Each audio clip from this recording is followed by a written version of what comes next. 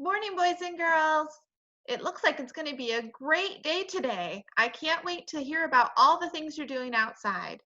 Our new Junie B book is called Toothless Wonder. That made me think about all of the new friends that are starting to lose teeth. I wonder how many you've lost since I've seen you at school. You'll have to send me some pictures sometime. Let's check in our first chapter. Chapter 1, Prizes.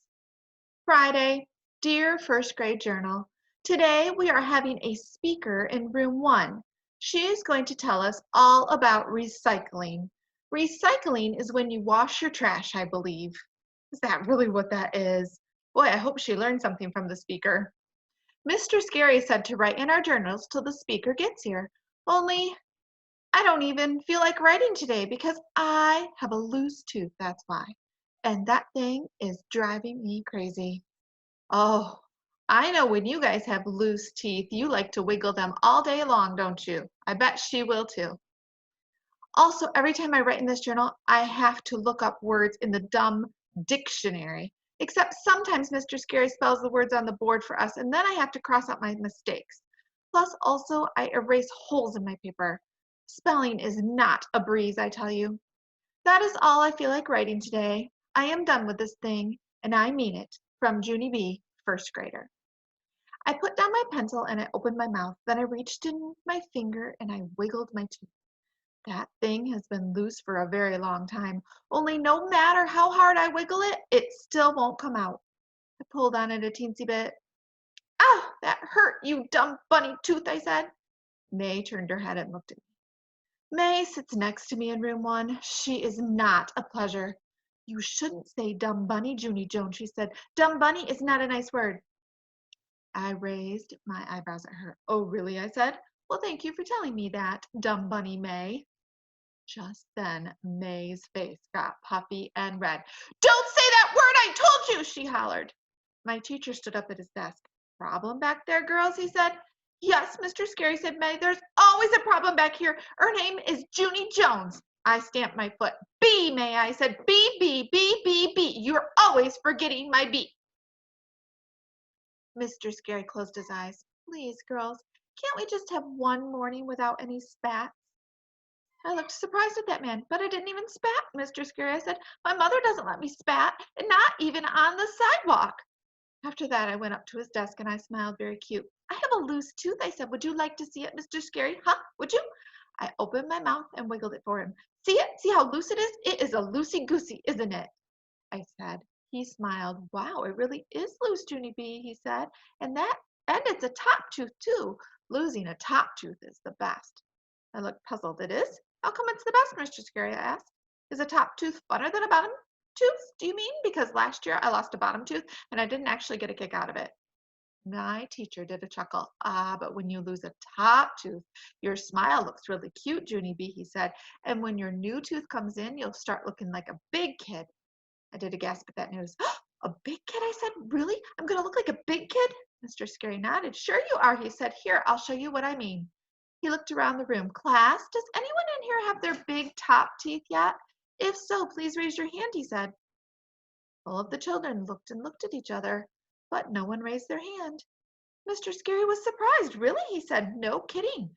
No one in our class has lost a top front tooth, huh?"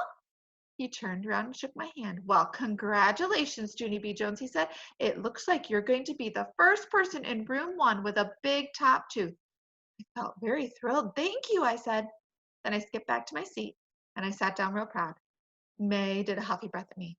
"Big deal. What's so special about losing a top tooth?" she said. "Everyone in our whole room is going to lose their top teeth, Junie Jones. It's not like they're the only one, you know."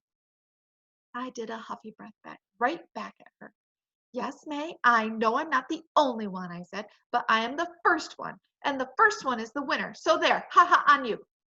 May crossed her arms. "Well, if you're the winner, then where's your prize?" "Huh, Junie Jones? I don't see a prize, do you?" I tapped my fingers, kind of stumped. Then I hurried back to my teacher's desk again, and I patted him on the shoulder. "Okay, here's the thing," I said. "The children are wondering where's my prize for being the tooth winner. And so how would you like to handle this situation?" Mr. Scary did not answer right away.